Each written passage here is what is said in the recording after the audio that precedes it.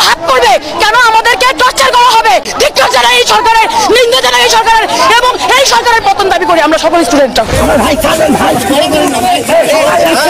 জানার পরেই কিন্তু একটা মহল আমার পেছনে লেগেছিল। তারা কিন্তু আর অন্য কোনো কিছু, তারা অনেক কিছু সাজাতে চেয়েছিল, কিন্তু কিছুই কিন্তু পারেনি। তো আমি বিশ্বাস করি যে আমার জন্য আমার লাখো কোটি মানুষ আছে যারা আমাকে ভালোবাসে, দেশে বিদেশে কোটি মানুষ আছে যারা আমার পক্ষ থেকে জবাবটা দিয়ে দেয়। আমাদের হাতে যদি অস্ত্র ওঠে আপনারা কি বাঁচবেন?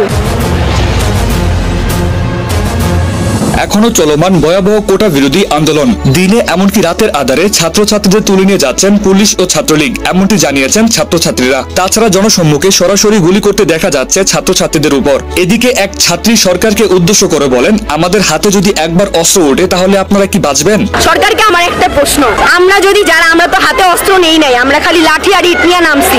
আমাদের হাতে যদি অস্ত্র ওঠে আপনারা কি বাঁচবেন? 4 কোটি রাজাকারের হাতে যদি অস্ত্র ওঠে আপনারা কি থাকতে পারবেন? এদিকে সুপারস্টার শাকিব খানকে অনেকবার দেখা গিয়েছে ছাত্রদের পাশে থেকে উপরমহলকে করা হুঁশিয়ারি দিতে। তিনি বলেছিলেন, আন্দোলনরত শিক্ষার্থীদের সাথে আমাকে রাস্তায় নামতে বাধ্য করবেন না। তিনি আরো বলেন, শিক্ষার্থীরা যাই করবে তাই খারাপ, তাহলে তারা কি করবে? এদিকে 30 বছর পার হলে সরকারি চাকরি নেই। এভাবে ভার্সিটির মাটি রক্তাক্ত হতে পারে না। দ্রুত এর সমাধান করুন, না হলে আমাদের আবারও রাজপথে নামতে হবে। এমন মন্তব্যের পরে উপরমহল থেকে শাকিবকে গুম করার হুমকি দিয়েছে। তবে কে বা কারা দিয়েছেন তা এখনো জানা যায়নি। শাকিব খান বলেন, আমাকে হুমকি দিয়ে লাভ নেই, কারণ আমি ন্যায়ের পথে কথা বলতে দ্বিধাবোধ করি না। তো ভিউয়ার্স, এই বিষয়ে আপনার কি মতামত কমেন্ট করে জানিয়ে দিবেন। এছাড়া আমাদের এই ভিডিওটি যদি ভালো লাগে তাহলে আমাদের এই ভিডিওতে একটি লাইক করে আমাদের চ্যানেলটিকে সাবস্ক্রাইব করে আমাদের পাশেই থাকুন। ধন্যবাদ সবাইকে।